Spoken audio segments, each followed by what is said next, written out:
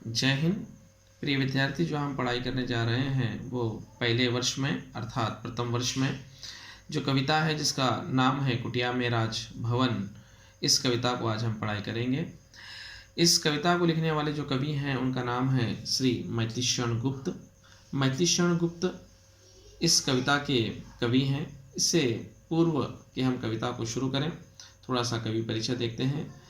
श्री मैथिलीशरण गुप्त हिंदी साहित्य के क्षेत्र में आधुनिक काल में या आधुनिक काल के रचनाकार के रूप में इन्हें जाना जाता है। इनका जो जन्म है 1886 में इनका जन्म झांसी उत्तर प्रदेश में हुआ। आपके माध्यम से अनेक काव्यों को लिखा गया, जैसे यहाँ पे कुछ प्रसिद्ध काव्य हैं साकेत, जय भारत, यशोधरा, पंचवटी, द्वापर, विष्णुपराय, भारती आदि। प्रस्तुत पद्यभाग साकेत महाकाव्य से लिया गया है। साकेत महाकाव्य में श्री मैथिलीशरण गुप्त ने जो वनवास अर्थात माता सीता, प्रभु श्री राम और उनके जो भाई लक्ष्मण वनवास को जाते हैं, वनवास को जाने के बाद किस तरह से वो वनवास में अपने जीवन को व्यतीत करते हैं अर्थात गुजारते हैं, तो वहाँ पर इस कविता के माध्यम से बताने की कोशिश की है श्री मैथिलीशरण गुप्त।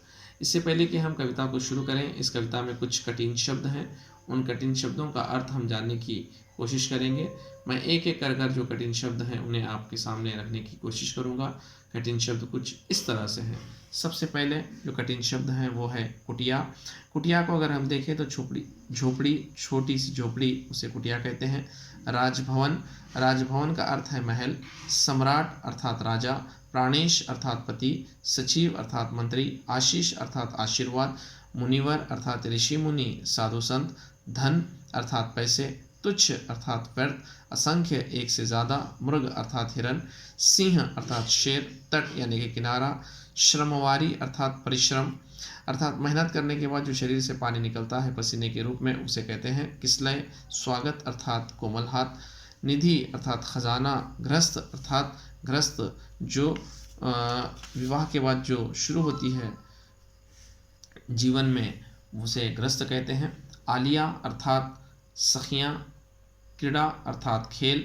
सामग्री अर्थात वस्तु। तो इस तरह के कुछ कठिन शब्द यहाँ पे थे। चलिए हम देखते हैं कि एक एक कविता के पंक्ति को पढ़कर उनका अर्थ समझने की कोशिश करते हैं। सबसे पहले जो पंक्ति है उसमें इस तरह से मैथिलीशरण गुप्त ने कहने की कोशिश की है। मेरी कुटिया में राजभवन मन भाया, सम्राट स्वयं प्राणेश सचिव देवर हैं। यहाँ पे देवी सीता जब वनवास को जाती हैं तो वो जिस कुटिया में रह रही हैं उस कुटिया को ही वो राजमहल समझ रही हैं, और वो इस तरह से अपने मन के भाव को व्यक्त कर रही हैं कि ये जो कुटिया है अब उनके लिए राजमहल है, और इस राजमहल के जो राजा हैं वो स्वयं श्री राम हैं, और जो सचिव हैं, सचिव देवर हैं अर्थात उनके जो देवर लक्ष्मण हैं। देते आकर आशीष हमें मुनिवर हैं। जिस वन में वो वनवास को काट रही थी वहाँ पर अनेक ऋषि मुनि साधु संत आया करते थे और उन्हें क्या करते थे, आशीर्वाद देते थे। वो आगे कह रही हैं, धन तुच्छ यहाँ यद्यपि असंख्य आकर हैं। जो महान ऋषि मुनि आकर जब उन्हें वन में आशीर्वाद देते हैं तो देवी सीता कहती है उनके आशीर्वाद के जो वो आशीर्वाद दिया करते थे उस आशीर्वाद के सामने जो धन है अर्थात जो संसार का जो पैसा है वो तुच्छ है, अर्थात उसकी कोई भी वैल्यू नहीं है। पानी पीते मृग सिंह एक तट पर हैं।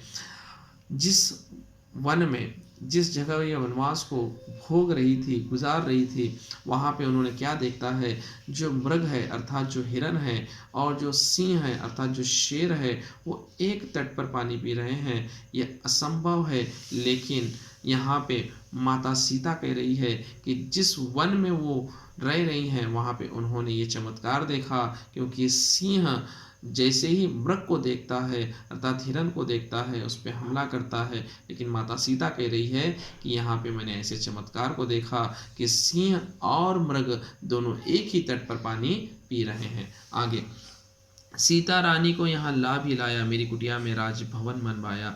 सीता रानी अर्थात देवी सीता अपने लिए कह रही हैं कि जब वो वनवास को जाती हैं तो उन्हें वहाँ पे लाभ ही हुआ, किसी तरह से कोई हानि उन्हें नहीं हुई।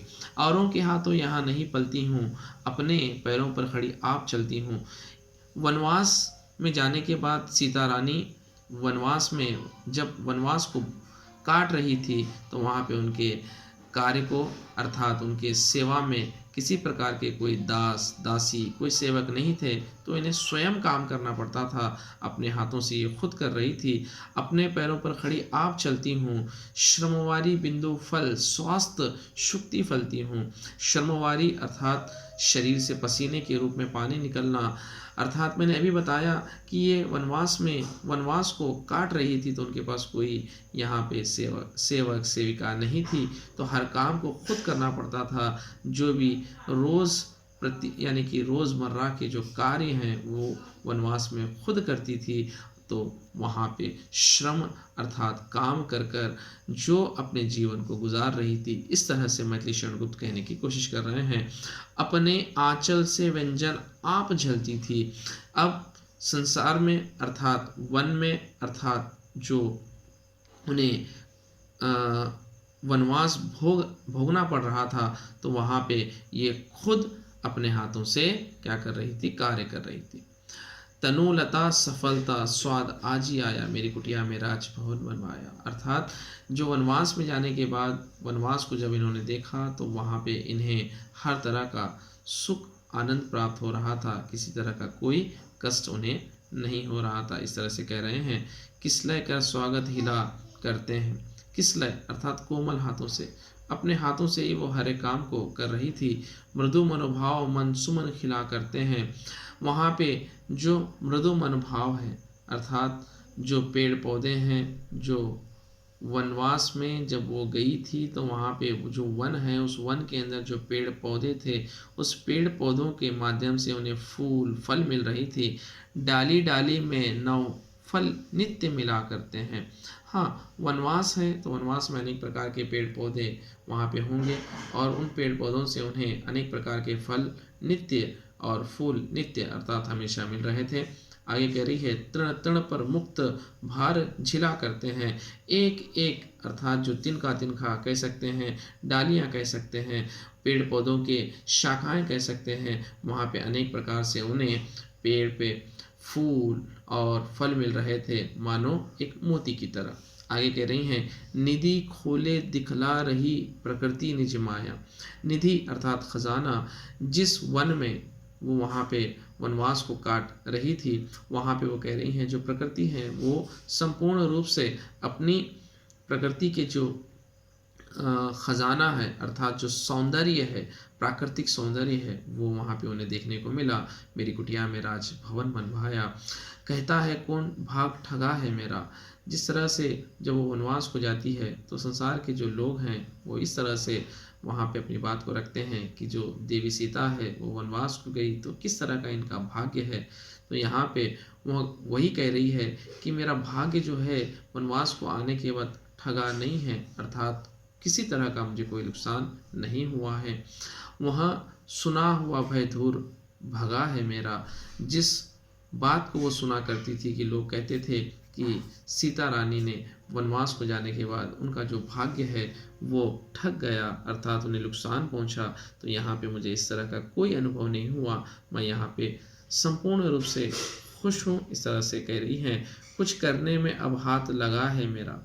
अब वनवास में जाने के बाद वहाँ पे कोई उनकी सहायता करने के लिए दास दासियाँ तो थी नहीं, तो वो हर कार्य को खुद कर रही थी, अपने हाथों से कर रही थी। वही कह रही हैं, वन में ही तो गृहस्थ जगह है मेरा। वन में, जिस वन में वो वनवास को काट रही थी, गृहस्थ का अर्थ होता है वो जीवन जो विवाह के बाद जो जीवन शुरू होता है उसे गृहस्थ जीवन कहते हैं। तो वो कह रही हैं कि वन में आने के बाद ही मुझे एक विवाहित जो ग्रस्त जीवन होता है उसे जीने का मौका मिला।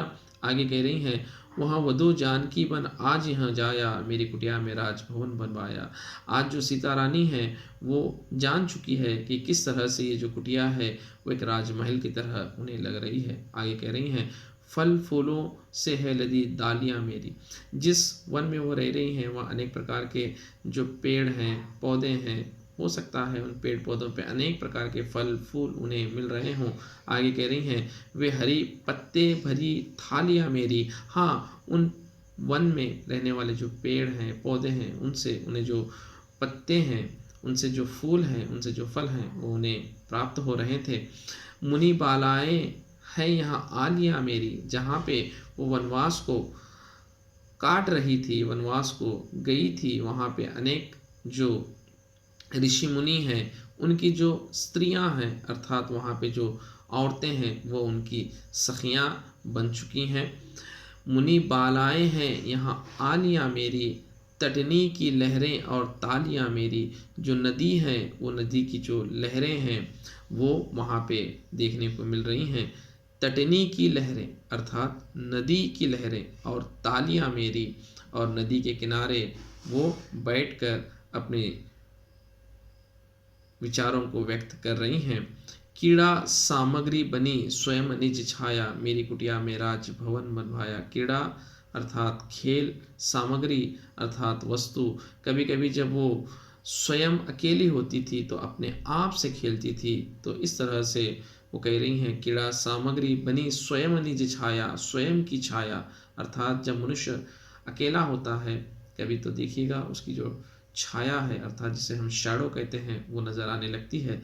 तो वो अपने शैडो से अर्थात जो छाया है उससे वो खेला करती थी। और अंत में कह रही है, मेरी कुटिया में राजभवन बनवाया। प्रिय विद्यार्थी, अगर हम पूरी कविता को संक्षिप्त में कहने की कोशिश करें तो यहाँ पे सीता, जो माता सीता हैं, वो अपने वनवास के समय में किस तरह से वो थोड़ा सा समय बिताती हैं और कुटिया को ही राजमहल समझती हैं, और वहाँ के जो प्राणेश हैं अर्थात जो राजा हैं अपने पति को कहती हैं, और जो मंत्री हैं वो देवर को कहती हैं। वो कह रही हैं कि जो आशीष हैं अर्थात जो ऋषि मुनि हैं वहाँ पे उन्हें आकर आशीर्वाद दे रहे हैं, उनके सामने धन तुच्छ हैं। आगे वो कहती हैं, अनेक प्रकार से जो पेड़ पौधे